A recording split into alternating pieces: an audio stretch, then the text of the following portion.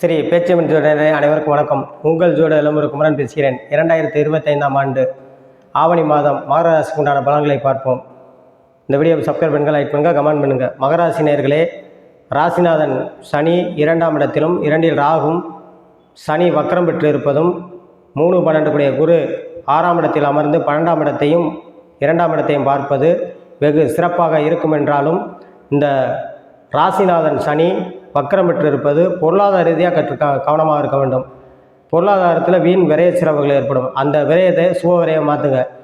அந்த சுபவிரயமாக மாற்றுவது பிள்ளைகளுக்கு திருமணத்தை முடித்து வைப்பது அல்லது வீட்டுக்கு ஒரு பொருள்கள் வாங்குவதோ அல்லது அது சுபவிரயம் பண்ணுவதோ வெகு சிறப்பாக இருக்கும்.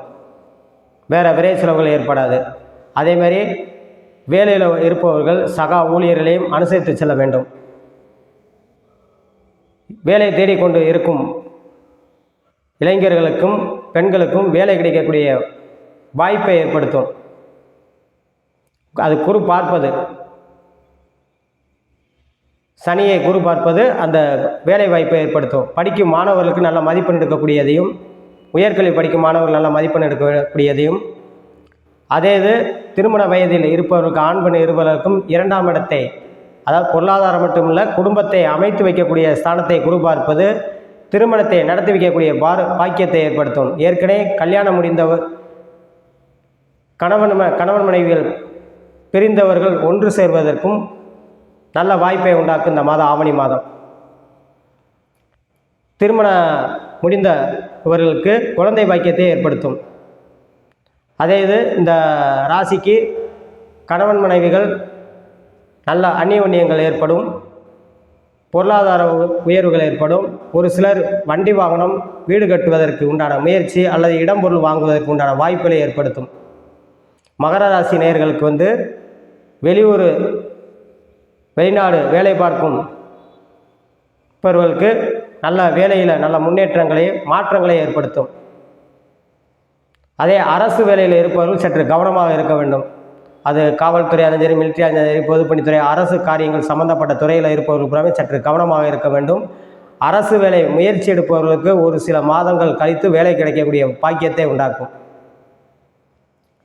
மகர ராசி நேர்கள் பேச்சில் நிதானம் தேவை. 2இல் சனி இருப்பது பேச்சில் நிதானம் தேவை. அக்கம் பக்கம் பழகுறவர்கள் கூட நிதானமாக பேசி நிதானமாக செயல்பட வேண்டும்.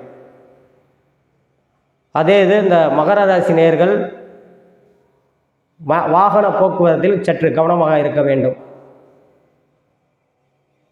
அதே இது மெடிக்கல், கெமிக்கல் சம்பந்தப்பட்டது, இரும்பு சம்பந்தப்பட்ட துறையில் இருப்பவர்கள் நல்ல முன்னேற்றங்களை கொடுக்கும். 4 செவ்வாய் 4-11 செவ்வாய் 9இல் பாக்கியஸ்தானத்தில் இருப்பது ரியல் எஸ்டேட்டு சம்பந்தப்பட்ட துறையில் நல்ல வருமானத்தை ஏற்படுத்தும். குரு சுக்கிரன் 6இல் அமர்ந்து அடுத்து 8ஆம் இடத்தில் மாறுவது கலைத்துறை சம்பந்தப்பட்ட துறையில் இருக்கும். பொன்பொருள் ஆபரண சம்பந்தப்பட்ட துறையில் ஈடுபட்டு இருப்பவர்களுக்கும் நல்ல முன்னேற்றங்களை மாற்றங்களை ஏற்படுத்தும். இந்த உத்திராடம் நட்சத்திரத்தில் பிறந்தவர்கள் சற்று கவனமாக இருக்க வேண்டும். 8இல் சூரியன் இருப்பது அது உடல் ரீதியான பிரச்சனைகளும் வாகன போக்குவரத்திலையும் சற்று கவனமாக இருக்க வேண்டும். கடுமையான உழைப்பின் பேரில் பல நன்மைகள் அடையக்கூடிய பாக்கியத்தை உண்டாக்கும். உத்திராட நட்சத்திரக்காரர்களுக்கு,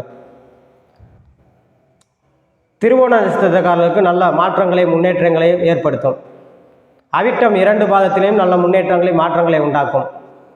இந்த ராசிக்காரர்கள் சனிக்கிழமை தோறும் காலபைரவர் வழிபாடு பண்ணுவது வெகு சிறப்பாக இருக்கும் என்று சொல்லி உங்களிடமிருந்து விடைபெறுகிறேன். ஜோடு இளமுருக்குமே. நன்றி, வணக்கம்.